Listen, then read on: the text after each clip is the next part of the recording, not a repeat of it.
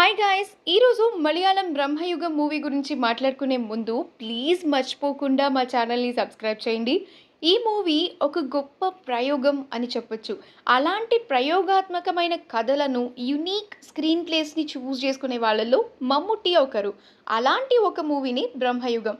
పూర్తిగా black and వైట్‌లో ఉండే ఈ మూవీలో మమ్ముట్టి చాలా యూనిక్, ఛాలెంజింగ్ రోల్‌ని ప్లే చేశారు.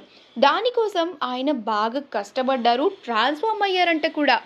ఆయన మాత్రమే కాదు, అర్జున్ అశోకన్, సిద్ధార్థ్ భరతన్, అమాల్డా లీజ్, ఇంకా మణికందన్ ఆర్ ఆచారి ఇలా అందరి పాత్రలు, వారి పెర్ఫార్మెన్స్ టాప్ నాచ్ అంతే. థ్రిల్లర్ ఫీలింగ్ ఉంటుంది. అక్కడక్కడ కొంచెం భయం వేయొచ్చేమో కానీ నాకైతే అంత అనిపించలేదండి. చూడొచ్చు.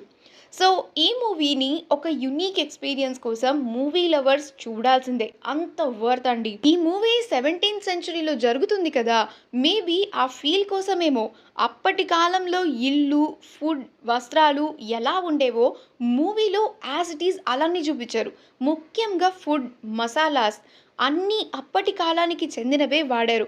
పాత్రలు, గిన్నెలతో సహా ఇలా ప్రతిదీ. బీజిఎమ్స్ కూడా అద్భుతంగా ఉన్నాయి. ఇందులోని జానపద పాటలు అక్కడక్కడ వినిపిస్తాయండి. అవి కూడా ఎంతో బాగున్నాయి. ఇక మూవీ స్టోరీ విషయానికి వస్తే 17th శతాబ్దంలో మలబార్ తీరమది. అక్కడ ఒక రాజు ఆస్థానంలో పాటలు పాడే ఒక తక్కువ జాతి కులానికి చెందిన జానపదాలు ఇలా ఫోల్క్ సాంగ్స్ పాడుకునే సింగర్ దేవన్.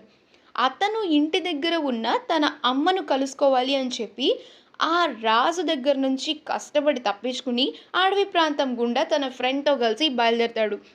కానీ అక్కడ దట్టమైన అడవి అవ్వడం వల్ల దారి తప్పిపోతాడు దేవన్.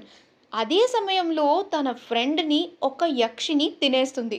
ఒంటరిగా మిగిలిపోయిన దేవన్ ఆ అడవిలో ఆహారం, షెల్టర్ కోసం వెతుక్కుంటూ ఒక పాడుబడ్డ ప్లేస్కి వెళ్తాడు.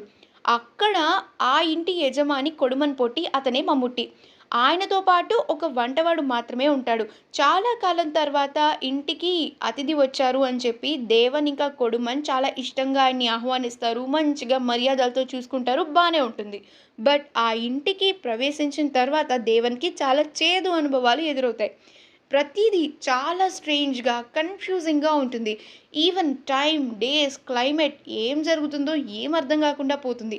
దేవన్ ఎంత ఆ ఇంటి నుంచి తప్పించుకోవాలి అనుకున్నా తిరిగి తిరిగి మళ్ళీ అక్కడికే వస్తాడు. మైండ్ కూడా పని చేయకుండా లాస్ట్‌కి తన పేరు కూడా తనే మర్చిపోయే స్టేజ్‌కి వెళ్తాడు. ఇదంతా ఎలా జరిగింది? ఎందుకు జరిగింది? కొడుమన్ ఒక మాంత్రికుడుగా ఎలా మారాడు? లాస్ట్‌కి దేవన్ తప్పించుకున్నాడా లేదా? ఇదంతా స్టోరీ. ఇప్పుడు కొన్ని మెయిన్ పాయింట్స్ మాట్లాడుకుందాం. ఇది తక్కువ జాతి, ఎక్కువ జాతి దానికి సంబంధించిన స్టోరీ లైన్ లాగా కూడా చూపించారు. ఫస్ట్ దేవన్ అతిథిగా వచ్చినప్పుడు కొడుమన్ చాలా మంచిగా రిసీవ్ చేసుకున్నాడు. మెల్లిమెల్లిగా అతనిలో మరో కోణం, అదే రాక్షస రూపం రివీల్ అవుతుంది.